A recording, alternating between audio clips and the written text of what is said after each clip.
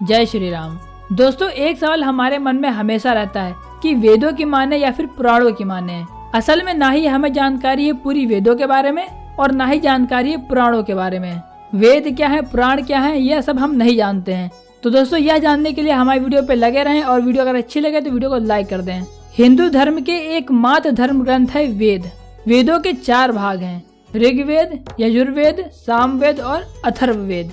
इन वेदों के अंतिम भाग या तत्व ज्ञान को उपनिषद और वेदांत कहते हैं। इसमें ईश्वर संबंधी बातों का उल्लेख मिलता है। उपनिषद या वेदांत को ही भगवान श्री कृष्ण ने संक्षिप्त रूप में अर्जुन को कहा, जिसे गीता कहते हैं।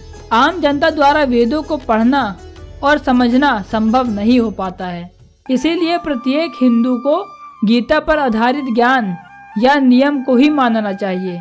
गीता वेदों का संपूर्ण निचोड़ है। वेद उस एक परमेश्वर का वाक्य है जिसे ब्रह्मा कहते हैं। ब्रह्मा ने ऋषियों को वेद का ज्ञान सुनाया था, इसीलिए वेदों को श्रुति भी कहा गया है।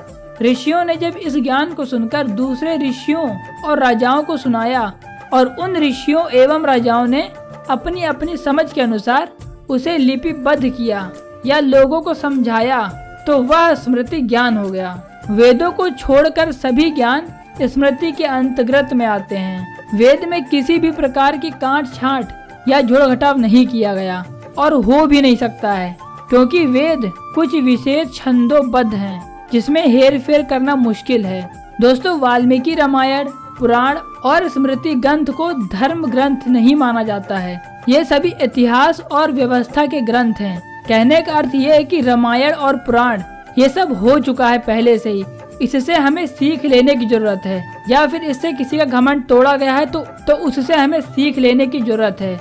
महाश्री कृष्ण द्वैपायन वेदव्यास जी ने कहा है कि जहाँ पुराणों की बातों में विरोधाभास या संशय नजर आता है या जो वेद सम्मत नहीं है, तो ऐसे में वेदों की ही बातों को मानना चाहिए। पुराणों को महर्षि कृष्ण द्वैपायन वेदव्यास जी ने ही लिखा है। दोस्तों, कहा जाता है कि वेद धर्म ग्रंथ है तो पुराण इतिहास ग्रंथ। पुराण देवताओं और मनुष्यों के बीच संबंधों का इतिहास है। जब देवता धरती पर रहते थे, भगवान कृष्ण के काल तक देवी देवता और उनके काल में ऋषि मुनि धरती पर रहते थे। महाभारत के युद्ध के बाद सभी देवता आकाश में अपने अपने स्थान पर चले गए। पुराणों का अर्थ होता है सबसे पुरातन या फिर प्राचीन। सब चीज देखा जाए तो पुराण का अर्थ है इतिहास का सार, निचोड़, और इतिहास का अर्थ है जो घटना कर्म हुआ उसका तथ्यपरक विस्तृत ब्यौरा। वेदों में निहित ज्ञान के अत्यंत गुण होने के कारण आम आदमियों के द्वारा उन्हें समझना बहुत कठिन था, इसलिए रोचक कथाओं के माध्यम से वेद के ज्ञान की जानकारी देने की प्रथा चली। इन्हीं कथाओं के संकलन को पुराण कहा जाता है। इसीलिए दोस्तों, वेद व्यास कहते हैं कि जहाँ ऐसा लगता है वहाँ पर वेद की बातों को ही प्रमाण मानना चाहिए। वेदों और पुराणों के हजारों पन्ने तो काल कवलित हो गए हैं। भविष्य पुराण और कल की पुराण को पढ़ने पर लगता है कि यह मध्यकाल की रचना है। आज के प्रश्नार्थी नजरिए से प्रभावित लोगों को पुराणों की कोई समझ नहीं है। आज हवा का रुख है इतिहास की ओर। लोग यह नहीं जानते हैं कि जीवन रहस्यमय है, जिसकी परतों पर परतें हैं। यदि वर्तमान धार्मिकों के पास थोड़ी सी वैज्ञानिक समझ होती तो वे पुराण में छिपे इतिहास और विज्ञान को पकड़ना जानते।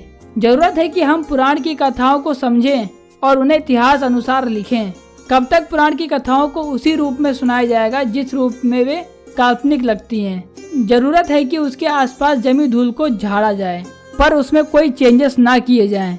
जो चेंजेस किए गए हैं उसे सही किया जाए। तो दोस्तों, इस वीडियो से कुछ हद तक आप लोग को मालूम पड़ गया होगा कि वेद और पुराणों में अंतर क्या है, पुराणों की माने कि वेदों के माने।